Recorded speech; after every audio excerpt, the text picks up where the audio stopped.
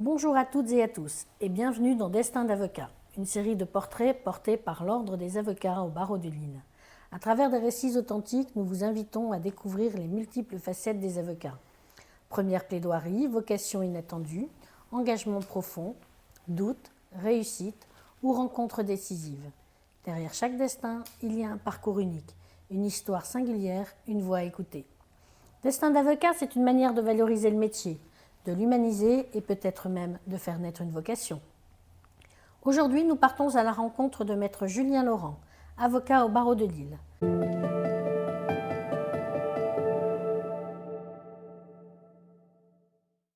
Bonjour maître Laurent, pouvez-vous vous présenter en quelques secondes?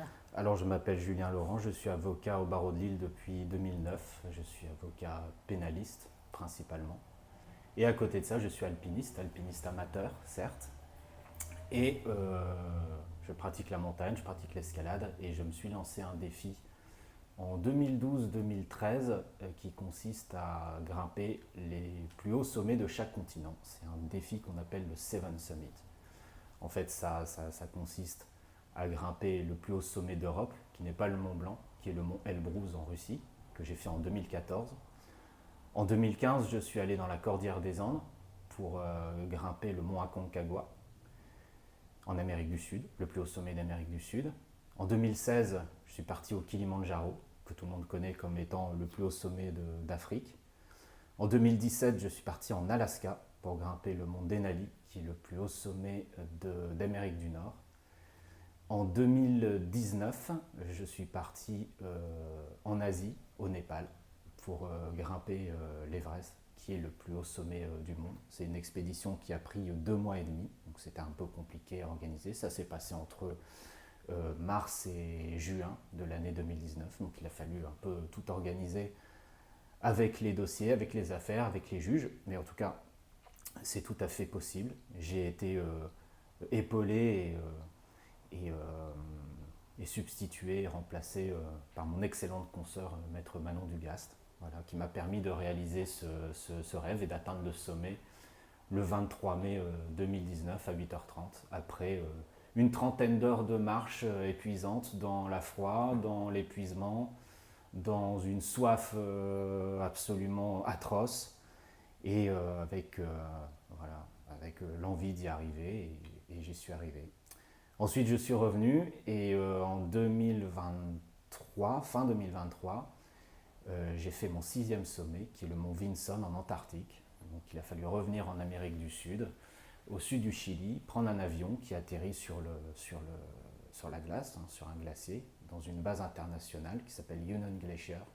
Et à partir de là, on s'est rendu au camp de base avec une expédition américaine et on a grimpé le plus haut sommet d'Antarctique, le mont Vinson. Avocat et alpiniste, qu'est-ce qui vous pousse à aller toujours plus haut dans les deux domaines? C'est le goût du défi, le goût de l'aventure, l'envie d'avancer, le goût du voyage. Alors c'est peut-être 2 choses un peu différentes, la montagne et puis le métier d'avocat, même si ça peut se rejoindre sur quelques points. Moi j'avais envie de voir le monde, j'avais envie de voyager. Et puis j'avais envie de créer des souvenirs, de vivre des aventures, de créer des souvenirs qui durent toute la vie, parce qu'on s'en souvient toute la vie des sommets, comme on se souvient toute la vie des grands dossiers qu'on a plaidés, des affaires qui nous ont marqués. Voilà, j'avais envie de vivre des expériences, tout simplement. Qu'est-ce que la montagne vous a appris sur vous-même et que vous appliquez dans votre métier? Ce qu'elle m'a appris sur moi-même, c'est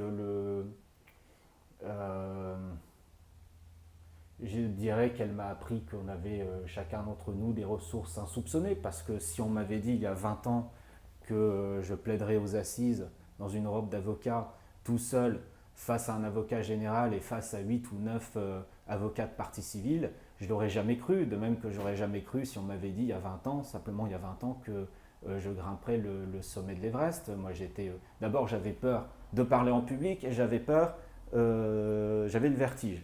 Donc ça ne facilite pas les choses quand on a envie d'être avocat et alpiniste.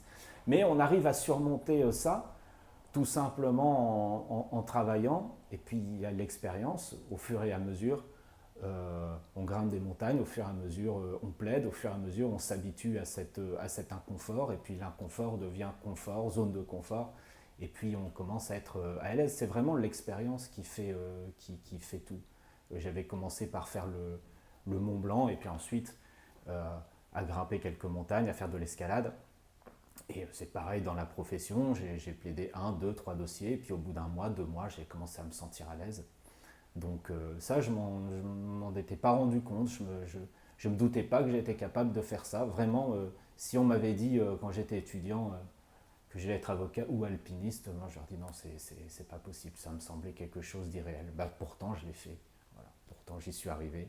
Et non, c'est tout, il faut y croire, mais c'est du travail quand même, et c'est de la patience. Face à un sommet ou une affaire difficile, où trouvez-vous la force de continuer? Bah, il arrive toujours un moment,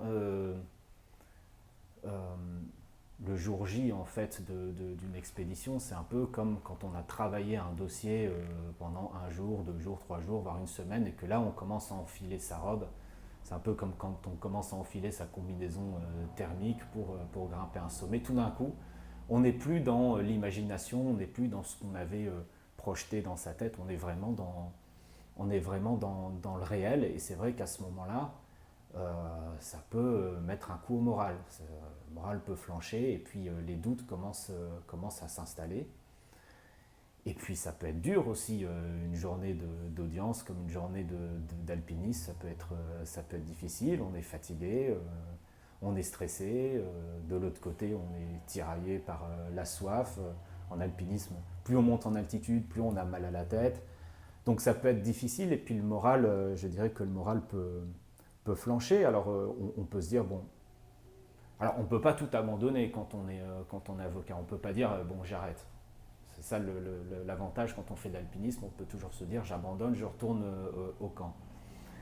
Mais on n'a pas envie de le faire, on n'a pas envie de faire ça, on n'a pas envie d'abandonner, parce qu'on repense simplement à tout le travail qui a été accompli derrière pour en arriver à ce moment-là, à toutes les heures qu'on a dépensées, à toutes les heures de travail qu'on a investies pour être à ce moment-là, justement, le moment de vérité. Alors on se dit tout simplement que on n'a pas fait tout ça pour rien, qu'il suffit encore d'un effort pour y arriver. Donc on met sa robe, et puis on va plaider, même si on a envie de vomir, et puis on grimpe aussi le sommet, même si aussi on a envie de vomir, que c'est très dur.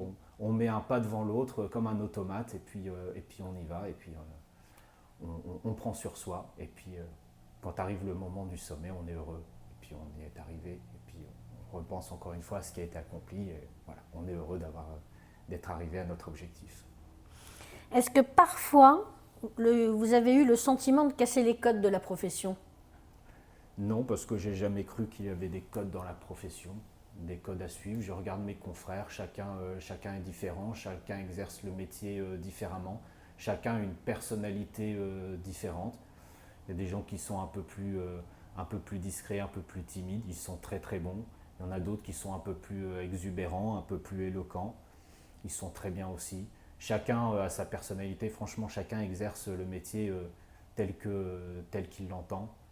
Chacun mène sa vie aussi tel qu'il l'entend. Moi, j'ai jamais cru vraiment qu'il y avait des codes dans la profession. Comment répondez-vous à ceux qui doutent qu'on puisse être avocat et sortir des sentiers battus? Ça revient à ce que je disais dans la précédente question, c'est-à-dire, est-ce qu'il y a des sentiers battus, est-ce qu'il y a des codes? Je ne pense pas. Moi, je conseillerais à mes confrères ou à mes jeunes confrères d'être eux-mêmes, et de surtout pas être dans l'imitation, parce qu'il n'y a rien de pire quand on est dans l'imitation d'un confrère médiatique ou du patron, ce genre de choses. Il faut être soi-même. Tout le monde connaît cette phrase d'Oscar Wilde, soyez vous-même, les autres sont déjà pris. Dernière question, pouvez-vous nous parler de votre prochain défi? Alors, comme je l'expliquais, j'essaye de grimper les 7 summits, les 7 plus hauts sommets des 7 continents. Là, j'en suis à 6, comme je les ai cités tout à l'heure. Il m'en reste un 7e, Ça s'appelle la pyramide Carstens. Ça se trouve dans la jungle de Papouasie-Nouvelle-Guinée, où les conditions politiques sont pas forcément très faciles. C'est un petit peu violent, mais parfois le gouvernement émet des permis d'ascension et je vais participer en octobre prochain avec une expédition néo-zélandaise à l'ascension de cette pyramide Carstens qui sera le plus haut sommet d'Océanie et donc mon 7e et dernier sommet du défi.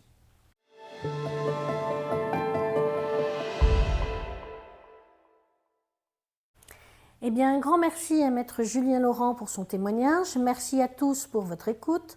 Vous venez d'écouter Destin d'avocat, une initiative de l'Ordre des avocats au barreau de Lille.